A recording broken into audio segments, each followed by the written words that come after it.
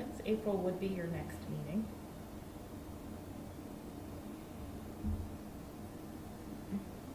And then the last line that's underlined there is one, this was feedback I received from Rich, about still seeing them. So even if you don't hear them until these months, you would still be receiving them as they come in. As soon as they come in, I'll share them with you. They wouldn't even be reserved for a packet necessarily. They can be sent without, as long as you don't discuss them, there's no harm in me just sending them to you. Right. I'm good with that.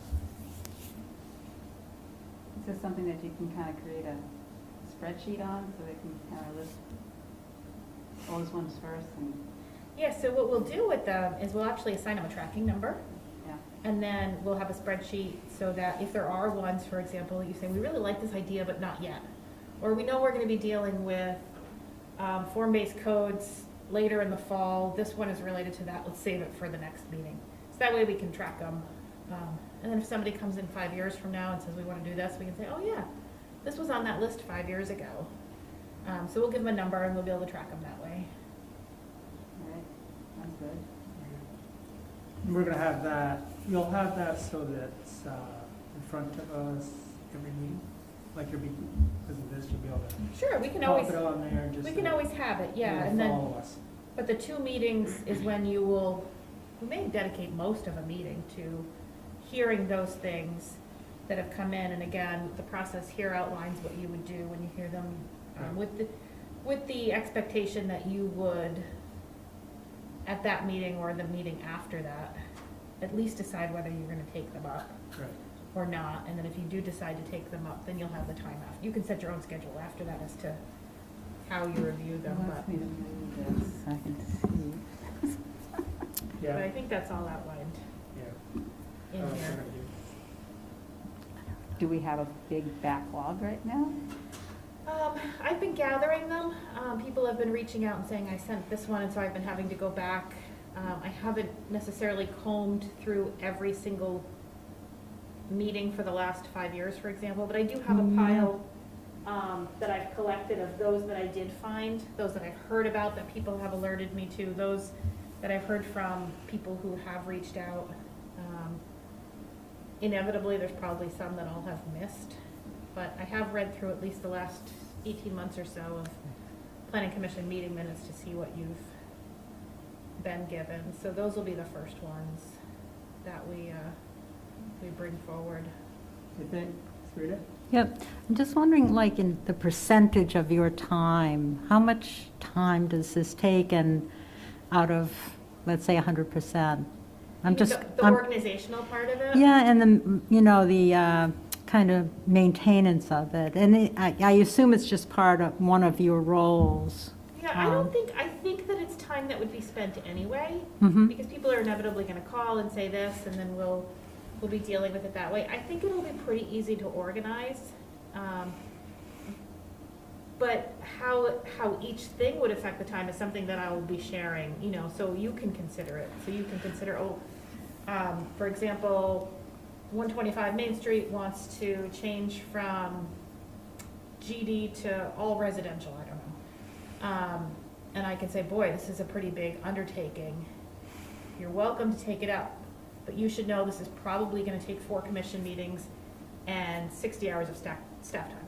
Yeah, So at least with every single request, I want to be able to give you that information. I think the big thing that I'm anticipating that's really probably going to cull your list down is whether or not something is in conformance with the town plan. Because even if you want to take something up, even if you're like, whoa, this is great, let's change from office zoning to, you know, high density residential, that's fantastic. If the town plan unequivocally says no new zoning changes, even if you wanted to take it up, you would not be able to until and unless you amended the town plan. So that might be one where I might not even tell you this will take 60 hours of staff time until you decide, oh boy, this is really worthy. Let's open up the town plan again.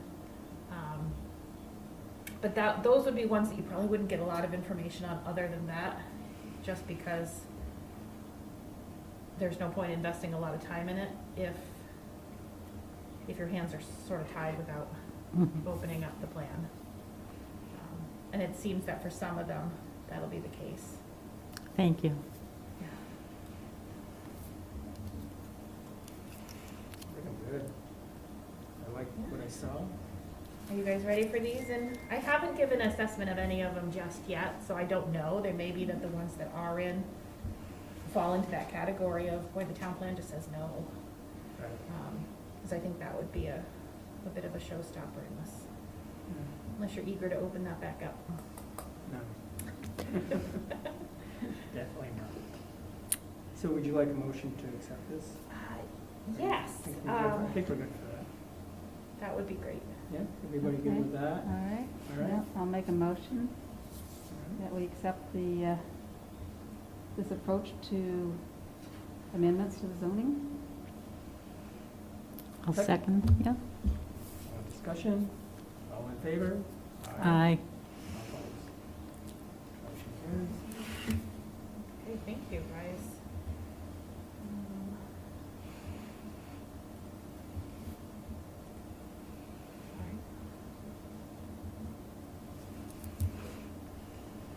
So that takes care of B as well, I think, as far as setting Yeah, the dates. yeah, absolutely. Um, Yeah, two, simple enough. Yeah, I think the time between them will go by a lot faster than we think. Yeah, absolutely. Okay. Do you want me to Nope, go ahead. move into 4, or? Yep. Development Okay. regulations. So, ever since my first day here, I think even in my interview process, I've been hearing about East Lake Shore Drive. But very, very little bits here and there. I wanted to take the opportunity, my goal for this meeting is to hear from you guys.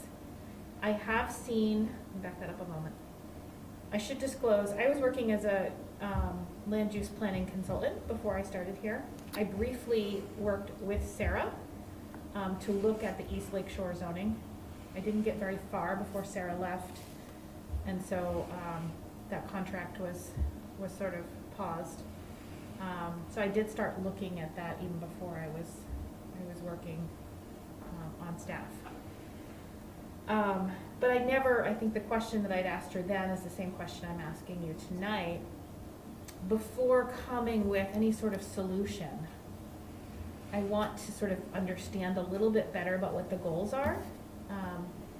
And I haven't really been able to find that documented yet, so I thought the best thing would be to have an open conversation.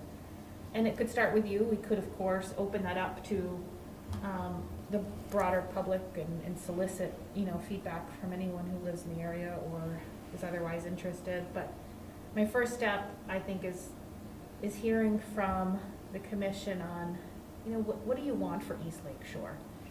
Not the solution, but what is the issue? What are your concerns? What isn't working? What is happening that is not what you think is in line with your values or the town's values? And then we can come back a little bit later with, okay, this is how we can address that. It may be a rezoning, it may be this Lake Shore 3 and 4, it may be the best solution, or it may be something that's a little bit different.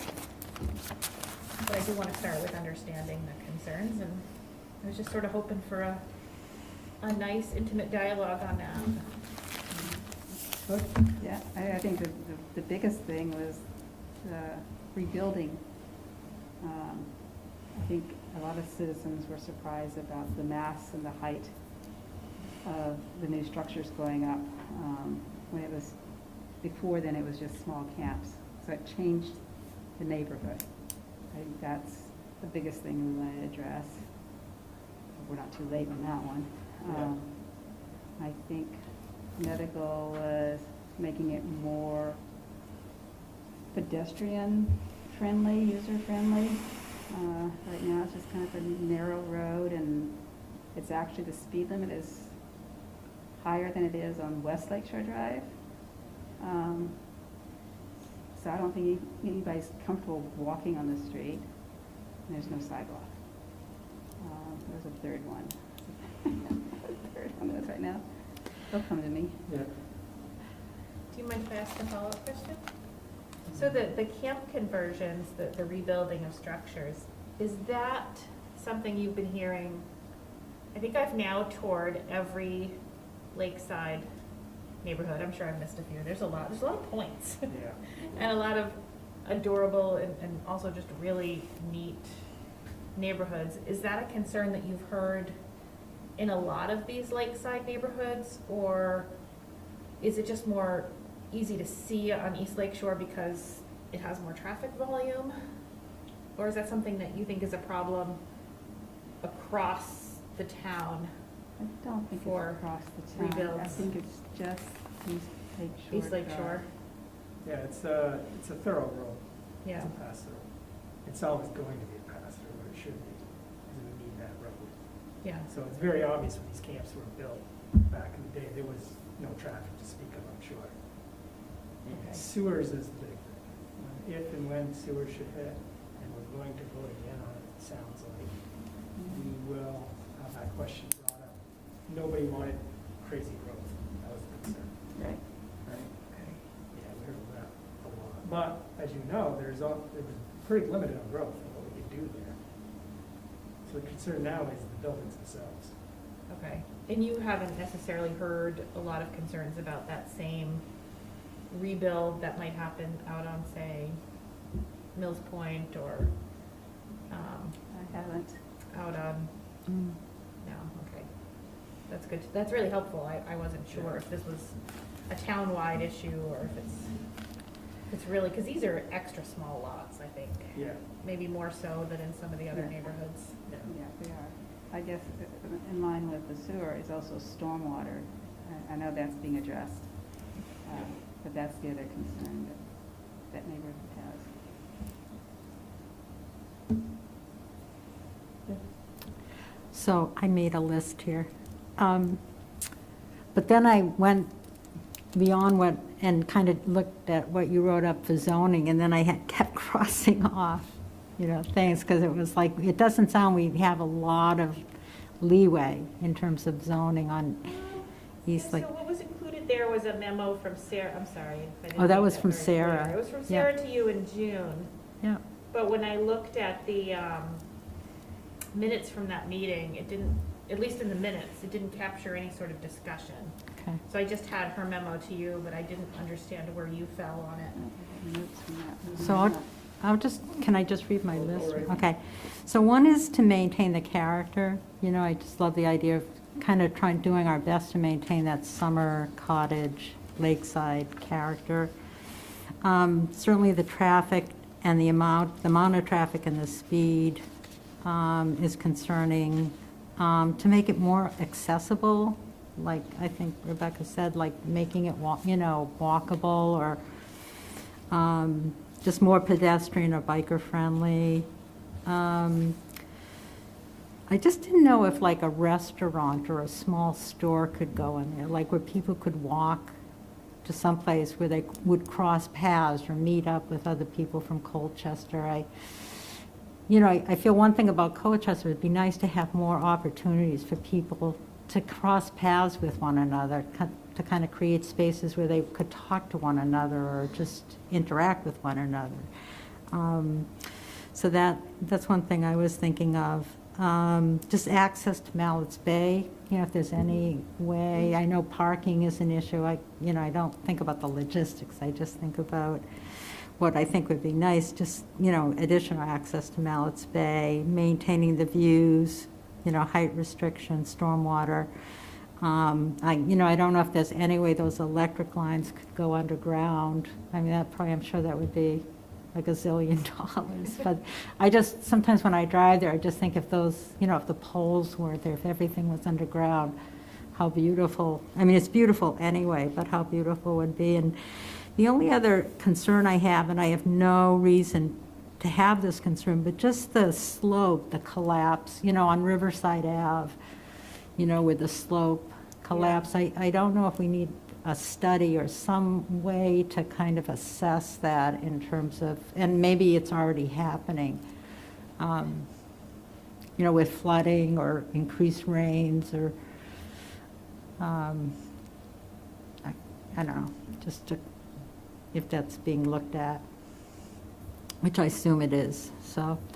But I mean, I think more accessibility and just, you know, maybe just some areas where there are even just benches or picnic tables or something where people could go, you know, and bring a picnic with their family and just sit down over there. There's a space there, but I don't think it's the town's. I don't think No. the town, Yeah, yeah, that belongs to the developer. yeah, Yeah, yeah. sure. They will not be happy with us. Yeah, I know. So those are just some ideas, Okay. yeah. Yeah, parking's a big issue there. Is it, like, mostly in the summer, like There's parking no- on road, or If you're like? going to have a party at that camp, you're parking at somebody's wrong, you know. Oh, like one of the ones across the street, is that what you see a lot of? Yeah, Okay. that is a concern. And who knows what they do with the snow when they have to plow out their driveways? Hangs into the lake. Parking issues, okay. Yeah, Rich, did you have more, or? no, it's probably mostly points right there. Yeah. Height has Um, been a concern. What's that? Height has been a concern on the lakeside. Height? People seem to get worked up about Yeah. blocking it off totally. Is that something that you guys would like to see adjusted in any way? Maybe within reason. We're gonna make Bob tell Perfect timing. it. Yes. Almost It's your turn. I fell asleep on Oh, you don't, the couch. So we're discussing East Lake Shore Drive, Okay. reasons why we should look into rezoning it, things they would like to see us do, not do. Yeah, I'm just trying to get a better feel for, you know, what's not working there today, what's problematic, you know, on one hand, and then also, you know, what do you envision, you know, in the future there? With the goal of making sure that whatever solution we have is right-sized. I also want to make sure, if there is this concern that, and I shared this concern with Rich, is that we have to make sure that we're not letting, you know, the expression of letting, you know, the excellent be the enemy of the good when time is important. It will do no good to spend 3 years working on a perfect rezoning if every single house has been torn down and rebuilt by then. You'll have a set of regulations with nothing to apply it to. So I'm just trying to hear what the biggest concerns are, and then maybe it's, I don't want to call it a Band-Aid, but maybe it's not a full look at the whole big picture right away. Maybe it's, okay, what are the biggest issues? And can we deal with this in the first supplement, and then come back and start to work on that, you know, a little bit further. But I think I'm hearing, when I talk to people in the town, when I talk to you guys, I'm hearing that it's something that's been more of a concern recently, and that you're observing the changes happening faster for whatever reason than maybe they have in the past. So if time is important, I'm just trying to understand too a little bit about like what the big things are. So I can recap a little bit for you about some things we've talked about. So we talked about you know, rebuilding of the camp structures and what they're looking like, the height, the massing, and the changes of what felt like a summer cottage neighborhood to now feeling like just something that's not in place with that aesthetic any longer. We've talked about, you know, the road itself, and, you know, is there anything from any planning tools that would make it more pedestrian friendly? I asked a question about whether or not this camp conversion concern, and the rebuilds more specifically, it doesn't sound like there's much of a concern going to year round, it's the rebuilds. It doesn't sound like that's as much of a problem in other lakeside neighborhoods as it is in East Lake Shore. That was a question that I'd asked. You're of course welcome to weigh in with your thoughts on that one. We talked about maintaining the summer cottage lakeside character, pedestrian accessibility, maybe a little bit about, you know, is there, and this is something I'll dig into a little bit deeper with you, is there a desire for anything non-residential in that area at all? And I will put an asterisk on that to say that when you answer that, use any limiting factors you'd like. So for example, you might say, yeah, but only if it's 2,000 square feet and under. I don't really care if there's a small hair salon there, or I don't know. But I don't want to see, the next, Costco. right, the next Costco. Or something in between a hair salon and a Costco. Maybe it's not right for a 10,000 square foot restaurant, or a car dealership, but, a very small coffee shop. So, consider that. That's something I want to hear from you guys about, what do those uses look like to you? We talked a little bit about maintaining the views, the public spaces that might exist, erosion of the properties, what's happening there, parking issues, heights of buildings. That's sort of what we've teased at so far. I'm caught up. You're caught up, okay. Do you want to add any thoughts? No? Not yet. Now, we haven't discussed much, we're talking mostly on the lake side, but honestly, we could do LS4, which is on the other side. There's a Yeah. couple more open tracks. One I think of right off the bat is the one on the top of the dip. They call the dip, it's the Cleary property. Let me pull up a map, because I think Yeah, that'll help That's a me. unique piece of property. I don't know if they have any thoughts about that property for the future, if there's any changes they'd like to see. But if we're talking about rezoning or changing, I think that's a pretty important piece. Yeah, that's a really good point. Yeah, That's it's a beautiful great, spot. that I would, don't know yeah, if they're that's a happy great with it, but spot. if they're thinking of changes, now would be the time to hear from them, Mhm. to get their thoughts. So something else I found, it looked like at a previous meeting, the commission asked Sarah to look at what the difference of a 15-foot versus 20-foot setback looks like. Does this Yeah. sound familiar? That sounds Yeah. familiar. So I can't find a digital version of this, I'm sorry. It might exist somewhere. Have you guys seen this yet? No. So I'll pass it around because it's all I have. I'm sorry I can't display it. I'll see if I can scan it in. I don't think we have a color scanner, but I could probably take it somewhere. So that I found. I can't speak to anything having to do with it, but I think that's what it represents. I have in my notes also in here about reducing lot coverage, making, kind of a minimum density. That's interesting. I think we talked a little bit about that too. Reducing the lot coverage? Yeah. Okay. Let's see, I don't know what this is, I'm sorry. But I think maybe this was the original, this is what Lakeshore 3 and 4 could look like from a geographic zoning perspective. So 3 would be this brown, 4 would be, and this was Sarah's early thinking, 4 would be this pink dot. Is one of these the properties that you're talking about? Not having any context whatsoever. What's that south base circle? Is this what you mean the dip? Is that right past that? It should be included. So this was, This is part of, no, this is town property. so here's Blakely. Here's where Blakely intersects. See, this is, like Lane, the town owns this whole feature here. Oh, really? I didn't know that. Yeah, that's part of the, call it Bayside Baselets now. So that's part of the master plan. Let me see if I can pull that up on the, oh, so what's there? It's wooded right now. It's wooded? Yeah. Has the town owned it for a long time? Yep. Uh, Oh, okay. Yeah, so you must be talking about this. History tree. We acquired That's where the family recreational. house is. And Yeah, you got it right there. Is this Yeah, it? yeah, that's clear. Okay. Now, And this whole thing? Yes, The town owns that. Fascinating. I didn't know that. so talk to Glenn about that. Okay. And what do you refer to it as? Bayside Hazlet. Bayside Hazlet?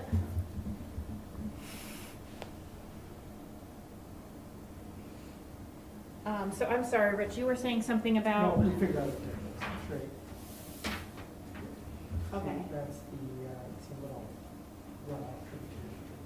So this is large piece of property, it's still relatively old. Okay, and it looks like in Sarah's original vision, this would be part of, pretty much anything on this side would be Lakeside 4. Correct. Yeah. If a property was large, it would extend back. It looks like, with few exceptions, it's only one property deep. Basically, yeah. A couple of these are a few more. I don't know what's happening here. I think it's basically properties that are accessed up East Lake Shore Drive. Access from East Lake Shore. Rich, you said it was Barry's versus, whose property is that? Barry? Yeah. Yeah. That's this one? And it's totally undeveloped right now. No. It has one big structure on it. It's Here, campground I can pull that up. building. Is this that next big one here? Is this? I think it's hard to see. Sorry, here, I'll zoom in. Is it next to South Bay? It's right Or am there. I- See the house? Right, yep, right there. There you go. Okay, and this is all their property? Correct. Oh, boy. And that elevation goes up right there, right? It's pretty flat and then. Oh, it's mostly boom, flat? it goes up. But yeah, it's pretty flat. Where you see all the little campers in the back, that's all Yeah. flat. You see little berry right in there. That's all flat. This is all flat? Yeah. Oh, so that's pretty ripe for, But from East Lake Shore Drive, it's up. Correct. from here. Does it continue up? Okay. And that is all included in here as one? That's this all? Correct. Okay. These don't connect. These are all accessed off Yeah. of Lately. Williams. Williams, sorry.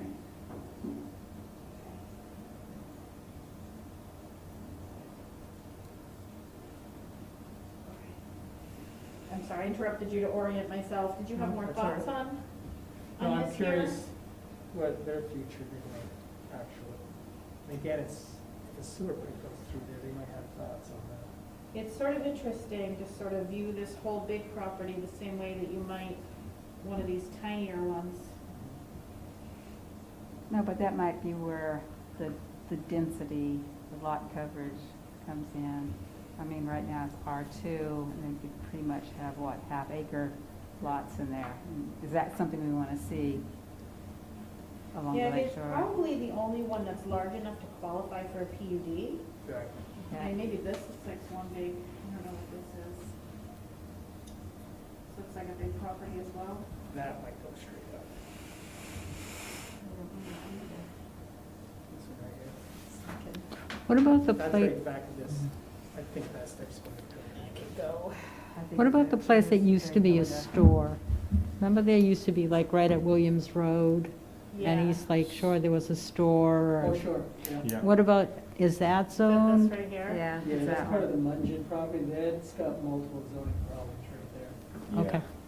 So what They is your can't go vision? back to being a store because they allowed the use to lapse, so Yeah. it's kind of a limbo-y piece of property that,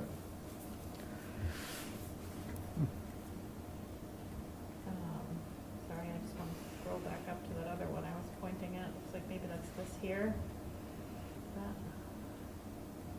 Before the road takes a turn. So there is a good size property here. Yeah. Hill Spring, I don't know if that's, Yeah, Private that goes, access that just goes to- right up. that's up. Yeah. Okay.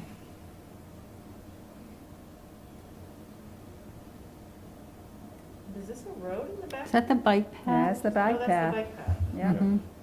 Okay.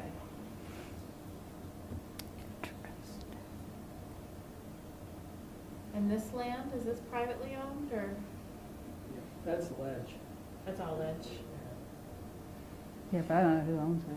I don't know who owns it. I have no idea. Question. Okay. You can Those go are- look at the GSA map. Yeah. Figure that one out.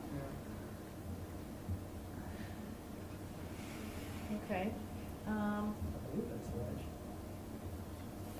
I don't know. Really long bike path is got, I don't know how to get up in there. I didn't know there was a section that went through here. Bike path? Yeah. Oh, yeah. Oh, yeah. That's, It's great, it's a nice section, It's a beautiful bike path. yeah. You can see Yeah. the lake, it's designed to look down, you Oh. look down on the bay. I can't wait to check it out. Oh, yeah, Yeah, that's a beautiful people bike use path. it all the time. How do you, You grab it through the development. As you're going down Williams Road, you'll see signs will take a right into a development. yeah, Follow it, connect right over here. And there's You probably grab- Right there with the arrow, yeah. no public parking for it though, You would grab public parking probably at the school. Yeah, at the school. at the school, Yeah. That's okay. the closest. It goes, you can pick it up on Bay Road too, but then it goes to Creek Farm. Yeah. Yep. I mean, it goes all the way to Creek Farm. Yeah, we're connected from end to end. Oh, I As can't far wait to as check it out. sidewalks and bike paths that are concerned right now. You can go from the village to Airport Park. It's fantastic. Yeah, it is. Well, actually, you could keep going. You could end up going on the causeway or you could head to Burlington, Right. which is quite a vision. Right. That was a discussion of Brian Osmond 30 years ago. Mm. Hard to believe today we're looking at it. I gotta talk the town into some town-owned bikes, that's what I have to do. Yeah. Okay.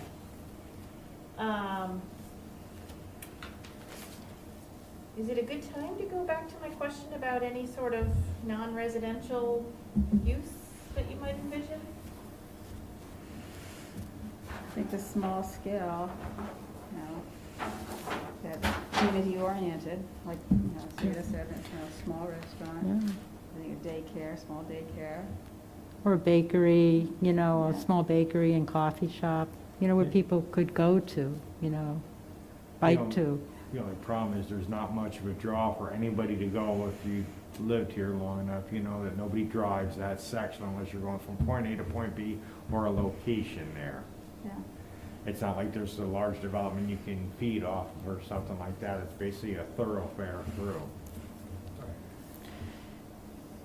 which is why that store went out of business and never did well. And Yeah.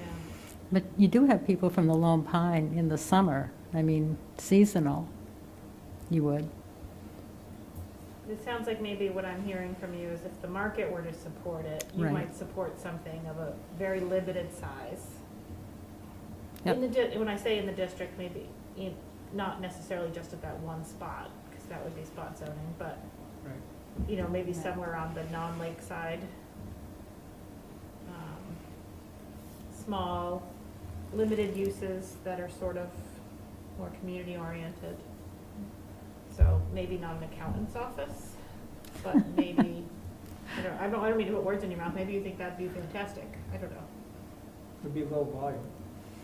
It would be low Traffic. traffic volume, yeah. Now, one time there was a restaurant on the lake. Oh, yeah? It was There were a Lake Shore couple. Drive. Where was Yeah. that? And everybody always thinks it's gonna be a good idea to bring something like that back, where the boats can come in to Yeah. the restaurant. Well, it's now where the condo is, the duplex condo. You take a That's sharp nuts. corner where Pepin's Memorial is. Up here Used at to be the, what's Whoops, left of a snack right there, bar. so right there, oh, yes, right here, this corner that's one? it, yep. That was a Oh, yeah. restaurant. And now Next it's door a, was the snack shop. now it's a pretty duplex. The town owns a little tiny sliver down Oh, we do? there. Yeah, Hmm. Oh, okay. just on the other side of that, we own a piece. I didn't know that. Yeah, I didn't know that either. on the right-hand side of that building. Just over here? There's no parking. No parking. You end up at Goodsell Point to get to it. Hmm. I was out there today. There you go. I got a tour of Goodsell Point. And I think Okay. there's one other property there that's commercial. I can't remember who it is, but there's a commercial property Well, Pepin Memorial's there. right next door. Yeah, he's Yeah. right on that This road one on the here. right. Yeah, right there. The one with all the Santas outside. Yes. Oh, I thought there was one right on the other side. There is also Right a there. marina-style Right there, service the gray. center. Is that Jeff LaFave's? Yes. Yeah, there you Yep. go, that's who it is. Yep. Okay, yeah. So So we have a that was little bit of- kind of the commercial corner, Yeah. Yeah. which is no longer really. So certainly anything would allow those to continue, but maybe that's not the right type of use for a new construction? Is that fair or no? I think that will take discussion. Yeah. Okay.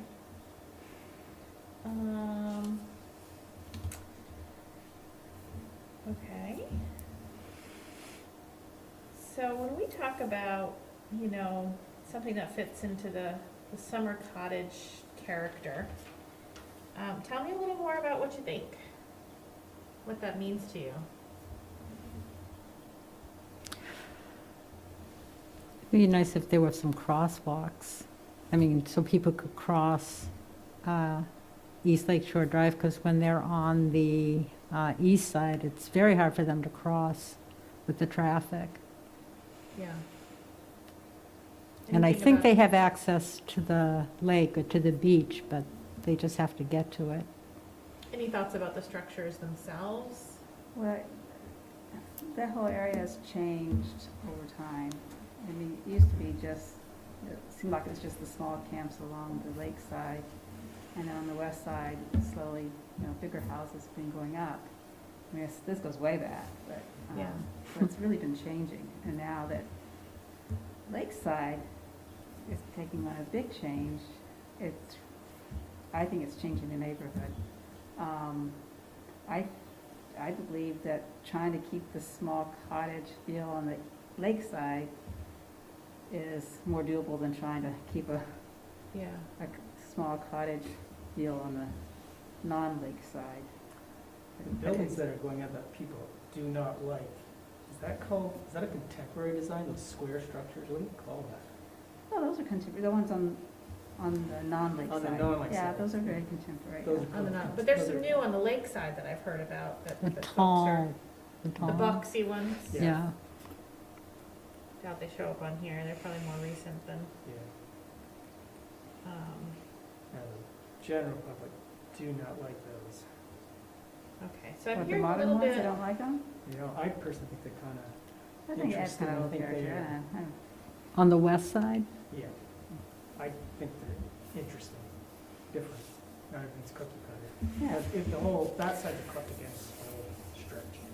the one I keep hearing about, is at the end of Williams? Is that what I keep, The end of Williams. is this one of the new builds, maybe? Yeah, those are the. Yeah, some those are the new buildings. ones. Okay, Those are basically replacing what was there.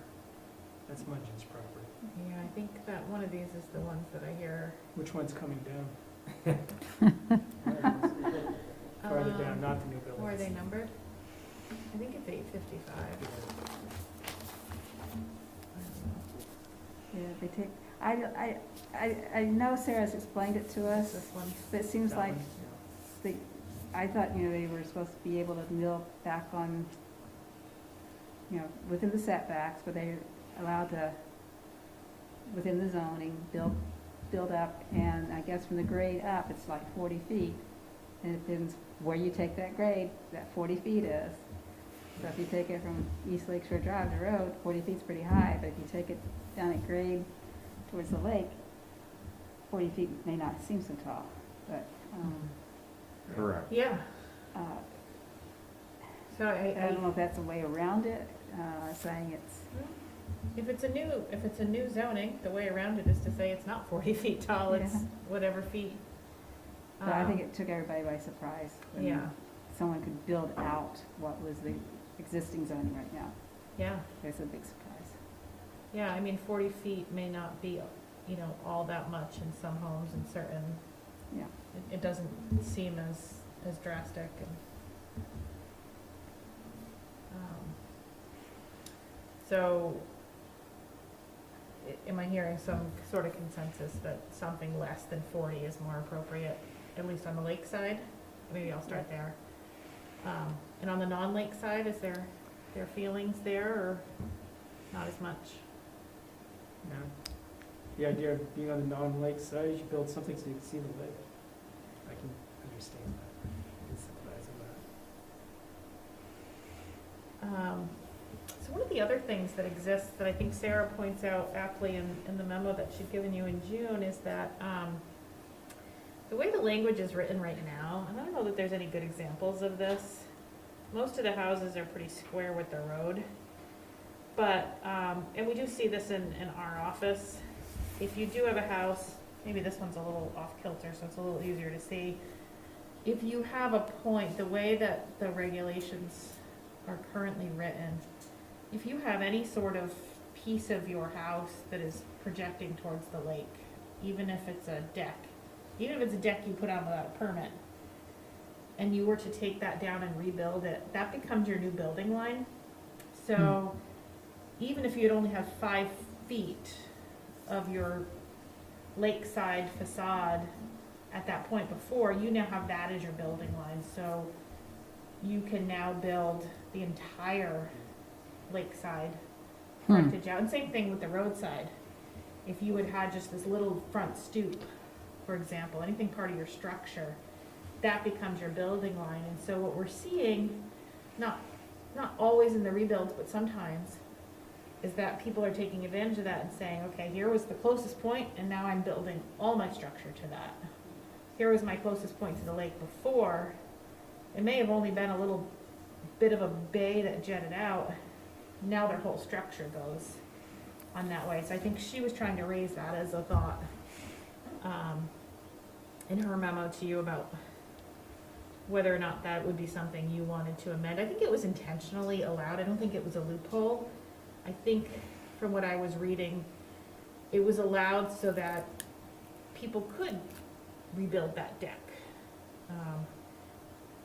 But what we're seeing actually in effect is that that's become a building line for more structure, more non-conforming structure. So That's can you, something I'll ask you to think about. You don't have to give an answer today, but is that something that, that you would like to see continue? Or is it something that you would like to see, I thought the footprint was the footprint, you couldn't expand from. so you, the way it's written is that you can build to whatever that setback line is. So you could go beyond the footprint, you just can't increase the degree of encroachment. And if you already encroached to 20 feet from the lake at one point, you can encroach to 20 feet from the lake across the whole thing. right. So how could you say that you could just rebuild the deck, but you can't encroach on either side? I don't know. Hmm. And honestly, we're just, I don't have a lot of history to speak to, but I've seen at least 4 or 5 camp rebuilds that have taken advantage of this. And when I say take advantage, I don't mean that in a bad way. Have taken advantage of the provision and built out closer their nonconformity than they were previously allowed. So people are using it, and it's not just to put on a deck. Sounds like we need to change the wording that decks and structures are different things when it comes to rebuilding. If we don't like the idea. Yeah. Yeah, If you're rebuilding a small camp, and you're getting another 20, I doubt it's 20 feet, you're probably closer to 10 to 12, 15 maybe. 20 foot's a huge deck, yeah. so I would guess it's close. Sometimes it's a deck, but sometimes it's just the way that they had an L-shaped house. Yeah. And so that's what really gets them. They filled in one in the corner, Yeah, because now they can yeah. square off that corner. And I'm not saying that's a bad thing. It's just something I want to raise for you to think about and decide whether or not you're okay with that, or if you would like to see that changed. And you don't have to answer that today. But it's something that we'll want to consider as we rewrite this.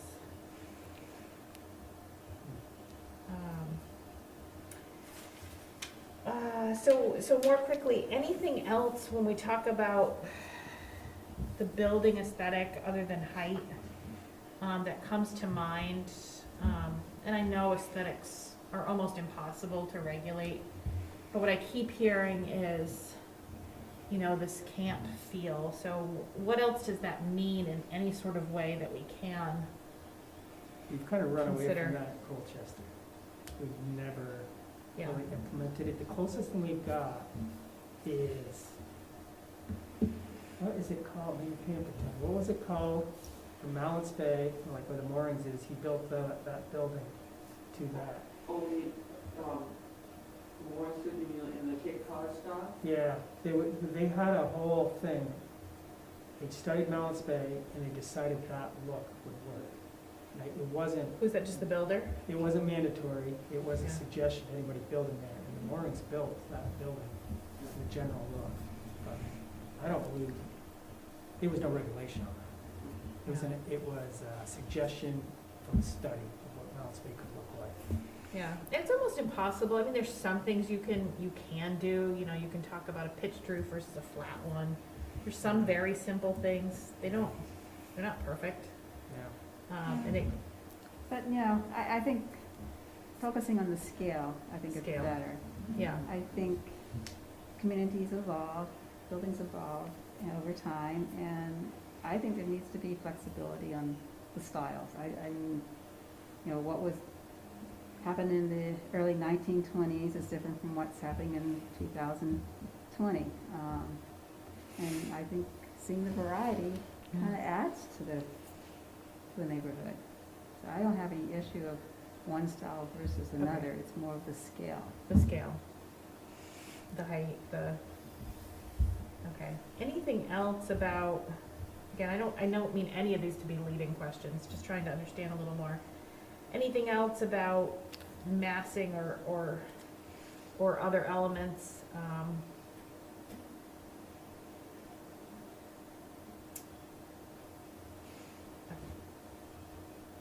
I'm not even sure where I'm going with that, but.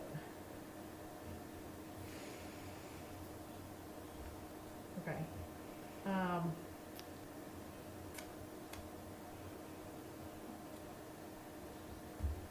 We can move on from that.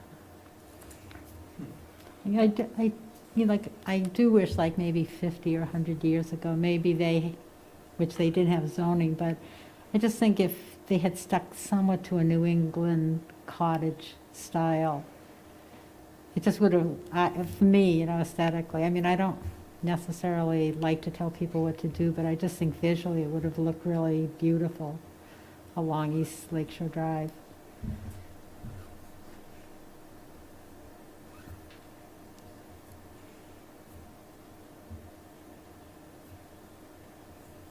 Okay, any other thoughts?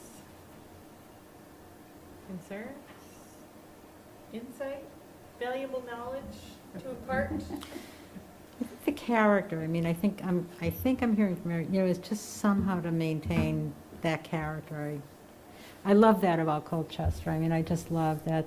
I feel like it really captures Vermont. I mean, being so close to Burlington, I feel Colchester has this really neat way of just staying a little bit more rural. Do you guys have thoughts on, so something I'd heard, I won't say that I heard it from a lot of people, but I heard from at least one person, is that the broad paved parking in front of a unit was really out of character. Is that a concern that you guys have, or not at all? I don't know if there's more than one of the houses like that, but it's, I think, 3 or 4 cars wide, all paved in front, and so there's no green space or even, I think that breaks down to the lot size. yeah. Again, I don't mean these to be leading, I just wanna hear from you. Yeah. And how much impervious surface can you have on a lot? How many percentage are you allowed to cover and things like that are something you could consider. Yeah.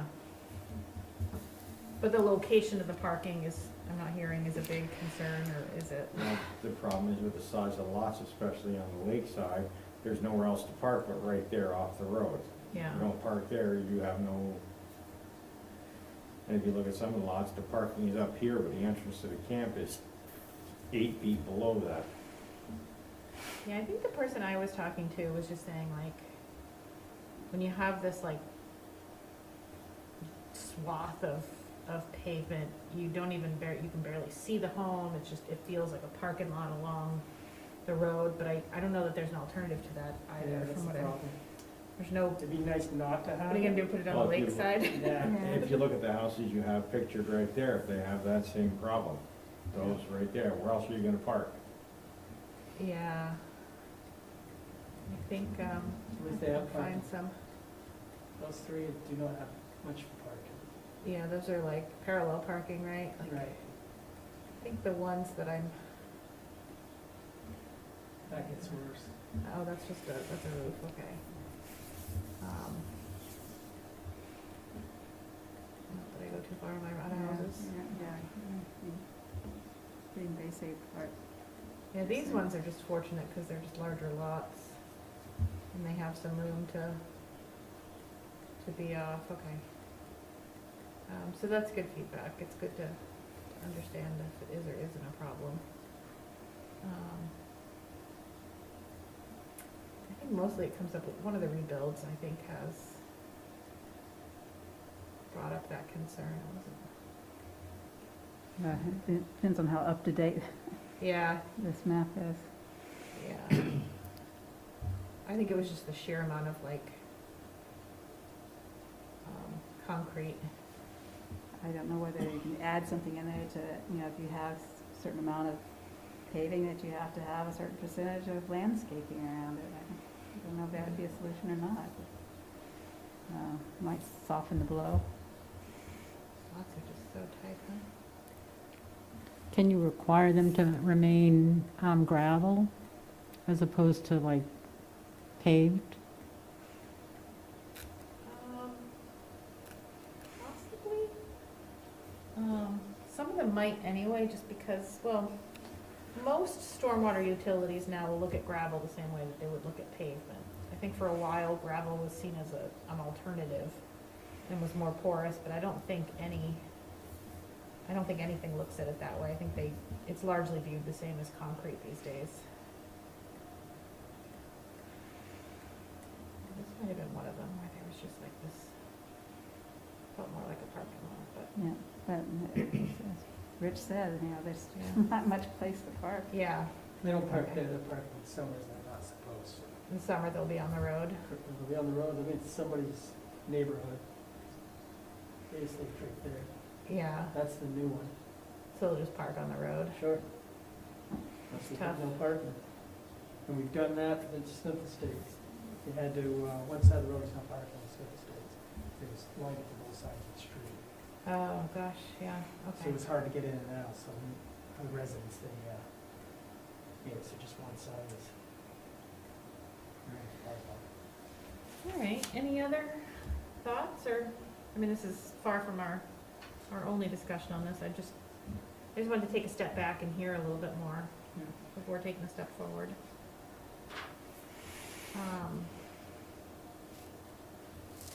Okay, It's the same, I think people are still, they want easy, slow growth, they don't want overpowering.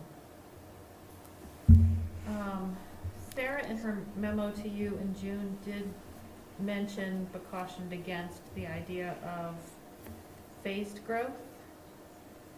Against what?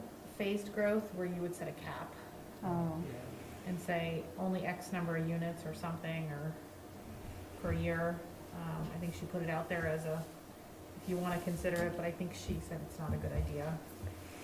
I just want to highlight that back to you.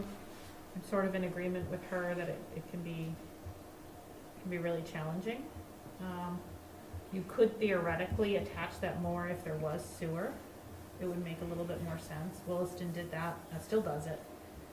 They have a certain number they have a limited amount of capacity. And, I mean, theirs is much more town-wide, it's not just one district that they say. And so we're only allowing X gallons per year, which comes out to 64 housing units. And that's what we're doing. Mhm. That might be a better discussion if we're talking about public sewer For than if sure. we're not. But it is an option on the table. I thought we had a whole presentation of if the sewer went in, the public sewer, the last time we had that discussion, and I thought the build-out I thought even with everything built out, it wasn't that, the way it's zoned now, it wasn't that many units. Yeah, I think that was included in Sarah's memo about what the build-out is.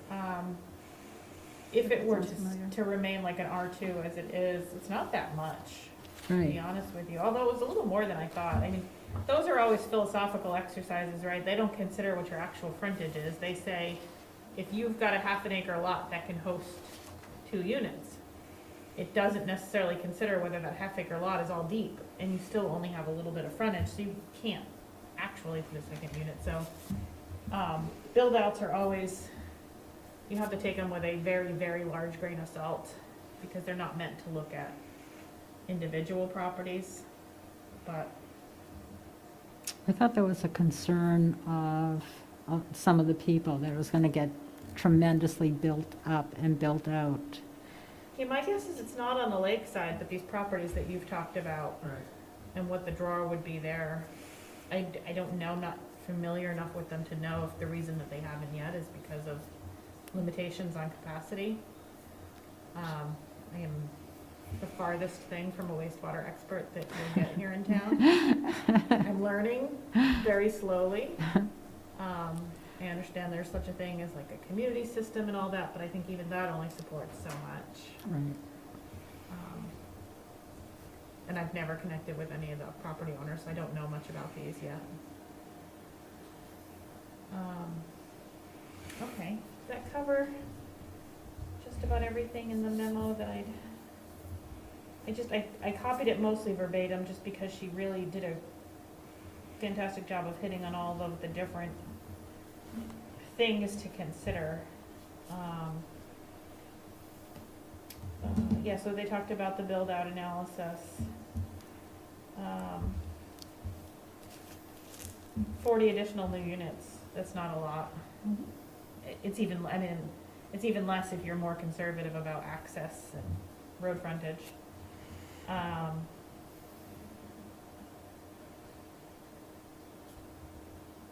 Monetary thresholds, she's mentioned here. Those are a possibility. Something, it's I've seen it in some other towns, in some smaller lakeside communities. Without quoting something I don't have in front of me, I know in South Burlington, for example, one of their, like the Queen City Park neighborhood down by Red Rocks, you are allowed to rebuild, but you can't rebuild more than X percent. It's to prevent these tear downs and rebuilds. You can only increase the value by X percent of what the existing was. Whether or not that's a good policy idea is, So they couldn't build any, they couldn't build out what they had before? It had to be smaller? it was all about monetary value, so, again, I don't have it in front of me, I'm Well, they sorry. could I'm not- But you encourage ripped cheap out a construction, I don't know. $250,000 structure and you build a $2 million structure. You cannot do that. And you cannot do that. Yeah. Which is not unheard of. You go down So you on the can- ocean front, that's every Yeah. day. Yeah, so I think that the language basically says that a rebuild can't result in a increase more than 150% of the existing value, for example. I'm making up Okay. that number, don't quote me on it. Sure. Yeah, But it's no, something like that, with the goal, the policy goal there had been, you can update these, you can bring them, but we're not gonna tear down and rebuild something drastically different. The reason for that was the whole down building. I think the reason was to keep character, to keep the sort of, they were all year round down there, it's all Sure. public sewer and water. Sure. But I think after the first structure went up that was so drastically different than everything else down there, Right.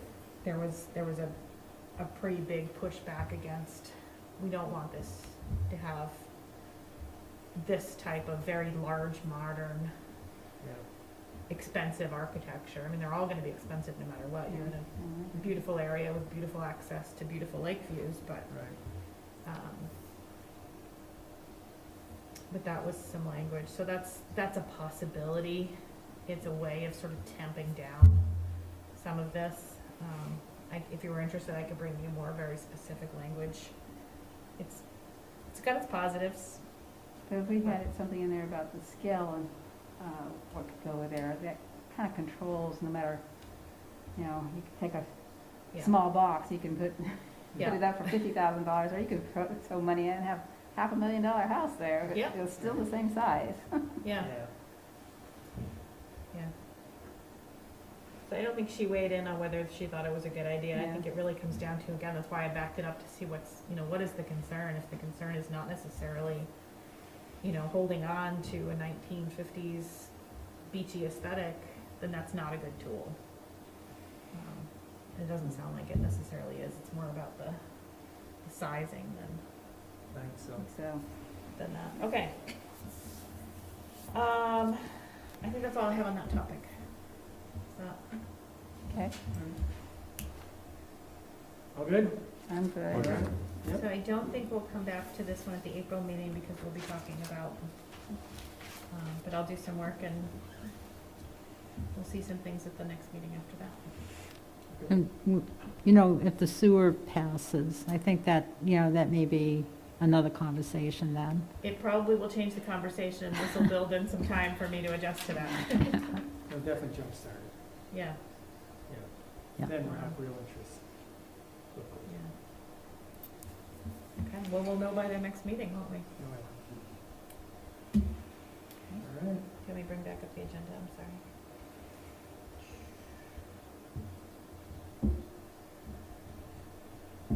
So we'll move on. Your staff updates. Staff updates, okay, these are super quick. There is a draft available of the hazard mitigation plan. As you may or may not know, a lot of communities will do them on a region-wide basis. Colchester chose to do its own for a variety of reasons. They hired a consultant to do it, that draft, so that was not done in-house, but it was done with in-house input from a lot of the department heads and emergency management people. So that plan is available. I think that link should work, but if it doesn't, let me know. I believe it's going to the select board in March. Does that sound? So there'll be a final vote, and March is critical because it has to be submitted to FEMA by March. So if you have any input in that, I think the best process at this point is to either hold another meeting or to provide individual comment directly to the select board on that. It's a pretty good plan. I don't think there's anything drastically different. The interesting thing about doing it is it asks you to rate hazards, and you have to do this every time you do it. And pandemics have always been on there, and they never, ever rank as to like with the threats to your community. And so they went from like never being on there to being like second Yeah. on the list, like right after flooding is like pandemics, and it's a whole new world to see something like that on there. So it's a decent plan. I don't have any major issues with it. Is this, I thought when I was reading through this, it said that we allow rebuilding in flood areas as long as the houses are up high. Was that in Was this? that in the Sarah note? I think it might have been, yeah, I think it has to be above the 102, and it has to have a foundation above 6 feet or something. I'm not a flood expert, but yeah. Something, it has to be somehow attached so that it doesn't float off. Yeah, Yeah. Yeah. there's a collection of regulations that I'm not very familiar with, that Okay. I'm learning. But flooding remains one of the biggest concerns in the mitigation plan. If you do get a chance to read it, I do encourage you to. You're not actually required to endorse it, but it's always great if you like it. There's no questions about that. The community rating system, annually, we have to, so every 5 years, there's a cycle visit where they completely reassess us. You're probably more familiar with this than I am. So what that does for anyone listening at home is that when the town participates in this, it saves anyone who pays for flood insurance a % of premium. We're currently at a savings of 10% for anyone in that flood insurance program. Believe from what I see, the average of that is about $20 to $30 per house in the program. So we do have to maintain that in order for residents in the program. I don't know exactly how many there are, but for them to have that savings. So I just did that. It was a learning curve for me. I don't know if it'll be approved just yet. I hope so. No new construction in the floodplain. We do a lot of outreach. We put notices out there for folks who are living in that floodplain. We have, according to the plan itself, 80 structures, habitable structures in that zone. I don't know if a map exists. It's one of the things I'll be looking for. I'm curious where they are. So that was done. I'll let you guys know how that goes. Receipt of notice related to 248 certificate of public good. I did look at this one for you guys. It's pretty much like adding an antenna to adding a arm to an existing antenna. It's about as low impact as I think you can see out of a public good request. But of course, you are required to receive it. The select board will receive it as well.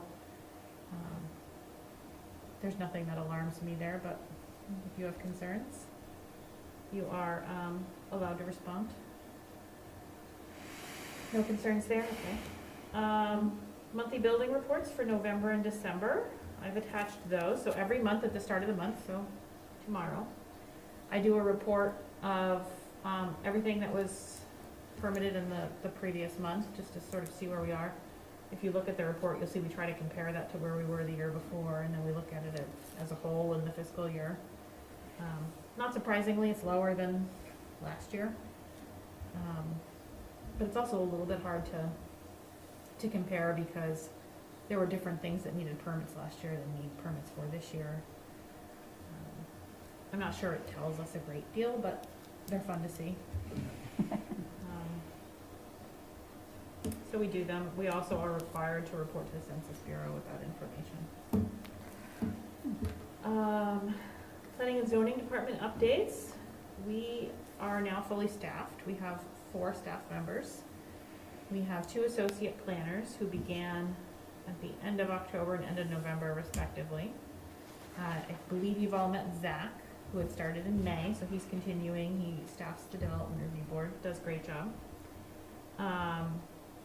Everybody's been, we're getting closer to turning applications around faster, getting through a lot of work. We've updated all of our application forms. Some of them date back a couple decades in the way that they look, so we've tried to look for more necessary information, tried to make them all fillable PDFs so people don't have to print them, write on them, send them back. We've got some new forms that didn't exist before, for example, for a certificate of occupancy. One of the big things that we're trying to work on that I will probably be bringing to you and I will be asking of you at your April meeting is to understand the line between what needs a building permit and what doesn't. It had been, I think, somewhat clear.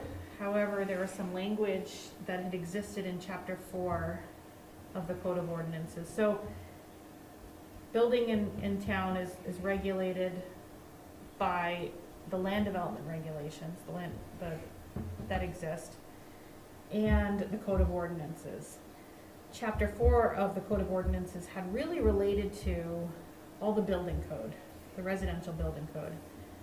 The town in June decided to discontinue the residential building code. So we don't enforce that anymore. We go on site, we don't look for electrical or plumbing or handrails or how a deck is built, for example. When that happened, some language was left behind that we'll be trying to clean up that requires a permit for certain things that had only needed a permit before because they needed to be inspected for their adherence to this building code, this International Residential Building Code. So we're having to still issue permits on them. Some of that includes, for example, finishing a basement. The development regulations do not require you to get a permit to finish a basement. You had to get a permit under the Code of Ordinances because we wanted to know if there was a bedroom down there. We wanted to know if your plumbing was done right. So the question that I'll be coming to you with is, do you mean for this to need a permit or not? It's not currently in the development regulations. If you don't mean for that, then I will be going to the select board and saying, let's clean up Chapter 4 a little, because it's still requiring this, and the commission doesn't mean for it to. So that's food for thought about, I'll be more prepared in April to discuss this. Why would you possibly want to? Why would you not want to? It's really won't have a good recommendation for you because it really just comes down to policy. I see far ends of the spectrum in communities around us. My home in Williston, for example, I didn't need a permit to refinish my kitchen. I didn't need a permit for my very small shed. I didn't need a permit to put down new carpet. If you were in South Burlington, for example, you wanted to replace your roof, you needed a permit. You wanted to replace your kitchen, you needed a permit. Finish the basement, you need a permit. And then there's other communities that are somewhere in between. So I'll just be asking you guys what you intend so that we can clean that up. And again, I'll have details for you. I'll have you a better understanding of what we do in the development regulations, which is your charge, and what's been left over in Chapter 4 of the Code of Ordinances that you may or may not have intended. So if you sort of keep that in your mind, we'll get some more details in April, but it'll be a very important question that I'll be asking you because we're currently requiring permits for things simply because they were left behind in Chapter 4. And it's gotten a little sticky just because they can only be approved by a building inspector. We have one building inspector, me. So that's something we'll be talking about. So do you go out like when there's new construction and kind of make sure that how, builders and contractors are staying to their plans and? Yeah, so the way that the regulations are currently written, every building permit that you get requires a certificate of occupancy. The only way you can get a certificate of occupancy is to have an inspection. So yeah, you put in a fence, you finish your basement, you redo your kitchen, we gotta go look at it. That's a longer term discussion that I'll probably be having with you guys too about whether or not that makes sense. I'm not anywhere near ready for a recommendation, but what are we inspecting for when we look at somebody who's remodeled their kitchen? It's a lot of staff time. Does it make sense for us to take half an hour to an hour to go and look to see, yes, you put up new cabinets. We have no regulations about what those cabinets look like, but we're out there to affirm it, so we'll be talking once I'm ready to put forth some recommendations about whether or not that's what it should say. That does live in the development regulations, not in Chapter 4 of the Code of Ordinances, so yeah, right now that's the process. Okay. We don't necessarily go out during construction unless somebody calls us and is concerned. Somebody says, hey, I know my neighbor got a permit for a 2-story house and suddenly it's 4. We might go out so we can see it, document it, and have a conversation, but otherwise we don't go out until they request it. Let's see, what else?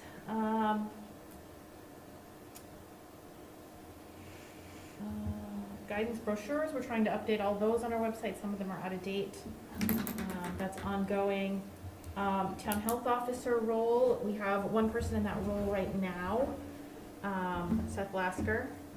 I have put in my application to the state to be a deputy health officer so that we have another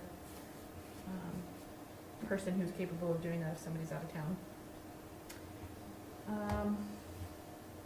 Yeah, that's pretty much the update.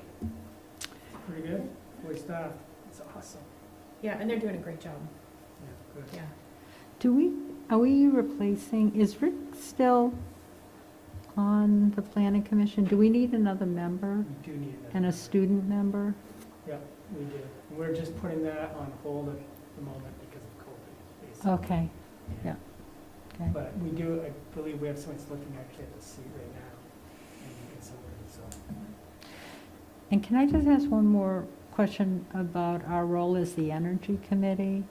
Like, what is our charge and what are we responsible for? I think we're a sounding board, and we're able to do a public meeting if necessary.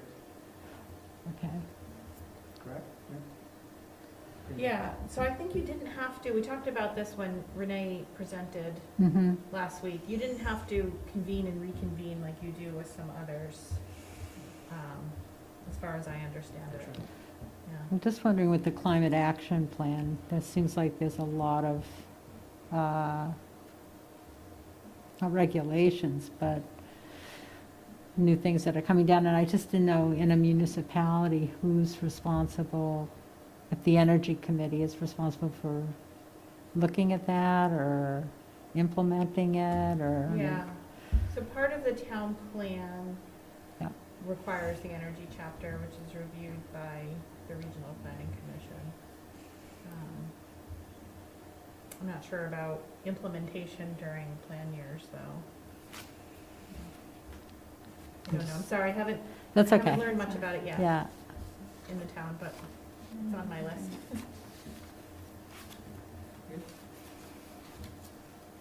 All set? All set. All right. Now we're looking to update our next meeting dates. We're still on track for 2 months. Yeah, so I think we're still on track for 2 months. I did remove that July. There's the report, sorry. Trying to catch up.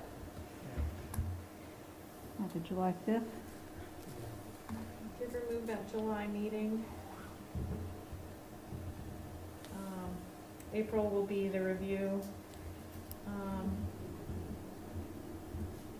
So it'll be probably, yeah, I think that's the only change, but these are, I think, very flexible depending on Yeah. how things go and, So we're basically skipping March and then once a month, starting in April. yeah, I Until left October. May there just in case you started a review in April of the requests for amendments, you aren't able to get through them, and you don't want to wait 2 months. If you do get through them and say, great, Kathy, go work on these 4, maybe we don't meet in May to give a little bit more time.